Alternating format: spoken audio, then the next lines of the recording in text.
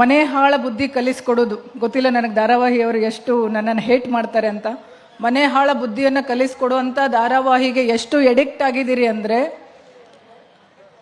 ಹಿಂದಿನ ಬಾಗಿಲಿಂದ ಕಳ್ಳ ಬಂದು ಮನೆ ಕಳ್ಳತನ ಮಾಡ್ಕೊಂಡು ಹೋದ್ರೂ ಗೊತ್ತಾಗಿರಲ್ಲ. ಆಗಿದೆ ಉದಾಹರಣೆ. ಮಕ್ಕಳಿಗೆ ಓದ್ರಿ ಅಂತ ಕೂರಿಸೋದು, ನೀವು ಧಾರಾವಾಹಿ ನೋಡೋದು. ಹೆಂಗೆ ಕಾನ್ಸಂಟ್ರೇಷನ್ ಮಾಡೋಕ್ಕಾಗತ್ತೆ ಮಕ್ಕಳಿಗೆ?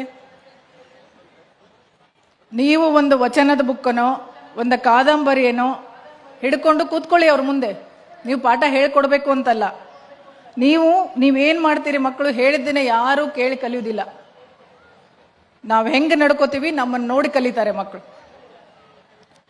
ಈ ಸಮಾಜದಲ್ಲಿ ಏನು ನಮ್ಮ ಮಠಗಳು ಹೇಗೆ ನಡ್ಕೋತವೆ ಅನ್ನೋದನ್ನು ನಾವೆಲ್ಲ ಹೆಂಗೆ ನೋಡಿ ಕಲಿತೀವಿ, ಅವರ ಆಧ್ಯಾತ್ಮಿಕತೆಯನ್ನು ನಾವು ಹೆಂಗೆ ಕಲ್ಕೋತೀವಿ, ಹಾಗೇನೆ ಮಕ್ಕಳು ಮನೆಯಲ್ಲಿ ನಮ್ಮನ್ನು ನೋಡಿ ಕಲಿತಾರೆ.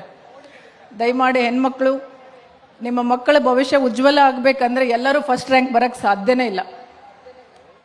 ಎಲ್ಲರೂ ಇಂಗ್ಲೀಷ್ ಮೀಡಿಯಮಲ್ಲಿ ಓದಿದ ತಕ್ಷಣ ಏನೋ ಆಗಿಬಿಡ್ತಾರೆ ಅನ್ನೋದನ್ನು ತಪ್ಪು.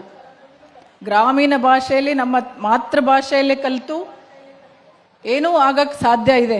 ಹಳ್ಳಿನಲ್ಲೇ ಕಾನ್ವೆಂಟ್ ಸ್ಕೂಲಲ್ಲಿ, ಡಿಸ್ಟ್ರಿಕ್ಟ್ ಇಂಥ ಪ್ಲೇಸಲ್ಲಿ ಓದಿದವ್ರು ಮಾತ್ರ ಮುಂದೆ ಬರ್ತಾರೆ ಅಂತಲ್ಲ. ಕನ್ನಡ ಮೀಡಿಯಮ್ದಲ್ಲೇ ಮಾಡ್ಬೋದು. ಅಭ್ಯಾಸ ಮಾಡಿ ಕನ್ನಡದಲ್ಲೇ ಸಾಧನೆ ಮಾಡೋಕ್ಕಾಗತ್ತೆ. ಅದನ್ನು ನೀವು ಎಕ್ಸಾಂಪಲ್ ಕೊಡಬೇಕು ಮಕ್ಕಳಿಗೆ. ಕಂಪೇರ್ ಮಾಡಬೇಡಿ ಯಾವತ್ತು. ಅವನಷ್ಟು ಮಾರ್ಕ್ಸ್ ತೊಗೊಂಡೆ ನೀನು ಯಾಕೆ ತೊಗೊಂಡಿಲ್ಲ ಅಂತ. ನಾನು ರೀಸೆಂಟಾಗಿ ನನ್ನ ಮಕ್ಕಳ ಸ್ಕೂಲಿಗೆ ಪೇರೆಂಟ್ಸ್ ಮೀಟಿಂಗ್ ಹೋಗಿದ್ದೆ.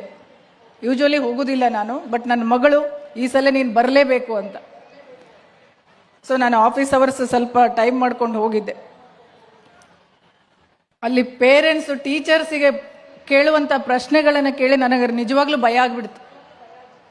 ಏನು ಎಕ್ಸ್ಪೆಕ್ಟ್ ಮಾಡ್ತಾ ಇದ್ದೀವಿ? ತಾಯಂದ್ರೆ ಜಾಸ್ತಿ ಇರೋದಕ್ಕೆ ನಾನು ಹೇಳ್ತಾ ಇದ್ದೀನಿ. ಏನು ಎಕ್ಸ್ಪೆಕ್ಟ್ ಮಾಡ್ತಾ ಇದ್ದೀವಿ ಮಕ್ಕಳ ಕಡೆಯಿಂದ ನಾವು? ಬರೀ ರ್ಯಾಂಕಾ ಅಥವಾ ಸಂಸ್ಕಾರನ? ಕಲೀಲಿ ಮಕ್ಕಳು. ಎಲ್ಲರೂ ಒಂದೇ ಥರ ಇರಲ್ಲ. ಹುಟ್ಟುತ್ತಾ ಯಾವುದು ದಡ್ಡನೂ ಅಲ್ಲ, ಬುದ್ಧಿವಂತನೂ ಅಲ್ಲ.